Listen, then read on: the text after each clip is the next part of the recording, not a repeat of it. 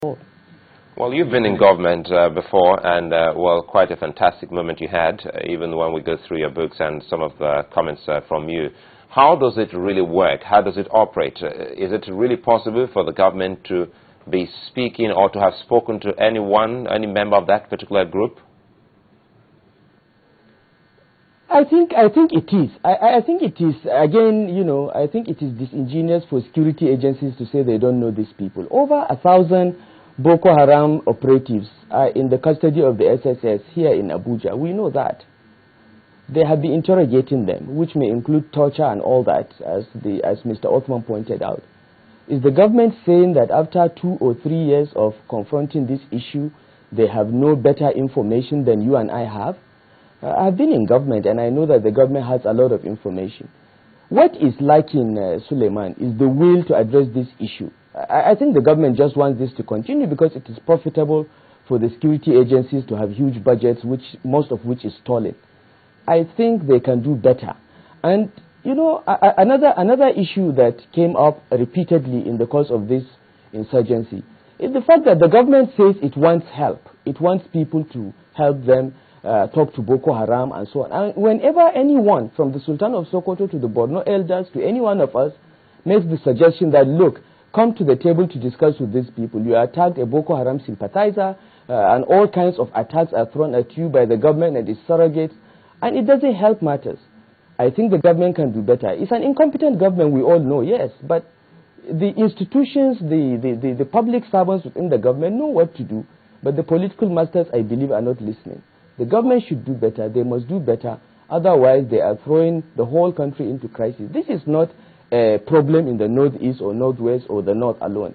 This is a national problem which would threaten the unity of this country if it is allowed to continue to fester. I don't know on what grounds that you say incompetent government, because this is a social matter, and you can't make categorical statements because you have people who will always disagree with that notion.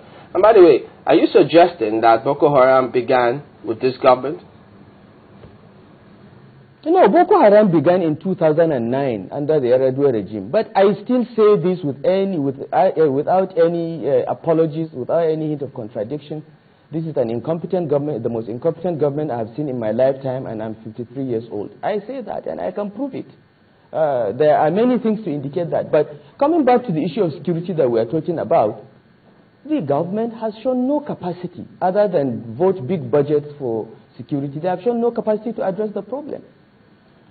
So if you are to provide solutions to some of these matters, since you say some of the elders from the north and some of the traditional rulers have actually proposed solution, which the government, you say, have not taken, and some have tagged some of them or some of you as a Boko Haram apologist. What would you be saying at this point in time as a way of proffering solution to this imbroglio?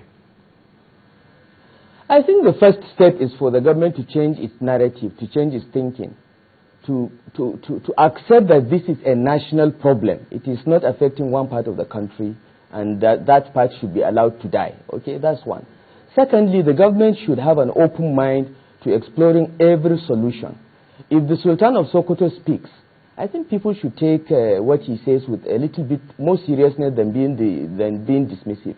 When the Borno elders, including people that were ministers when President Jonathan was wearing napkin, people like that should be listened to. And whatever they suggest should be explored. I'm not saying that whatever they say should be accepted, but the government, with the intelligence it has, with the institutions it has, should take these suggestions with some level of seriousness, not dismissiveness, and explore every option. And as I said, there is nowhere in history where an insurgency of this nature has been defeated using military force alone. If there is, please let me see. Let me have the history. It has never been done. What so role you must do you begin with the attitude that you need a carrot and stick approach, and every suggestion, particularly from community leaders, should be taken seriously. If the community leaders need to be more involved than they have been, let it be so. But we must solve this problem. It is a Nigerian problem. People are dying everywhere. People are getting killed. And we're getting to a point that nobody believes government's claims anymore when it says it has killed this or that.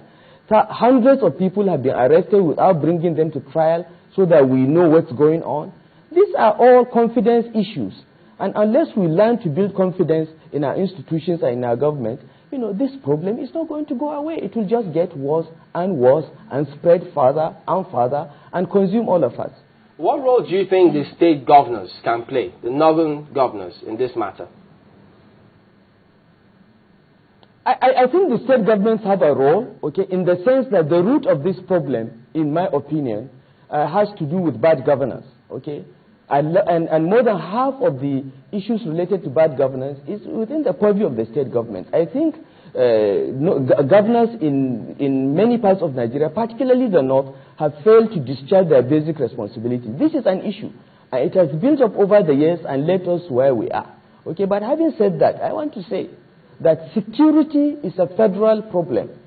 The Constitution vests all security powers, the control of all coercive instruments in the federal government. The state governor has little or no control over the conduct of security agencies. And that is why, primarily, this Boko Haram challenge is a federal problem. The governors can't do the investments in education, in health, in agriculture, in infrastructure that are needed in the long term to eliminate the poverty and the inequality that may have exacerbated this problem. But it is a federal problem largely. Don't you think that perception needs to change? Where people think that security boils down to either police, the military, or the Air Force. What if governments across the state cannot ensure the economy is functioning, provide jobs, food security? These are all fundamental issues before we talk about police, don't you think? I agree. But you see, there must be a distinction between short-term, immediate issues and long-term investment issues. If you invest in education, you don't see the results until after 30 years. If you invest in healthcare, the results take a little longer to show. Now, we have a problem now which arose from years of bad governance and underinvestments in education, infrastructure, and so on. The thing is, let's not confuse the two.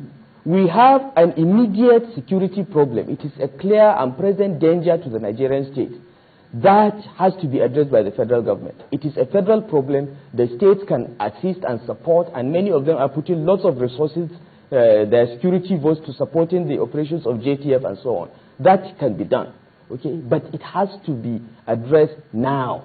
Meanwhile, the state governments need to realize that for long-term security in their states, they need to up investments in education, in healthcare, in agriculture, and job creation. But the two are not the same problem in a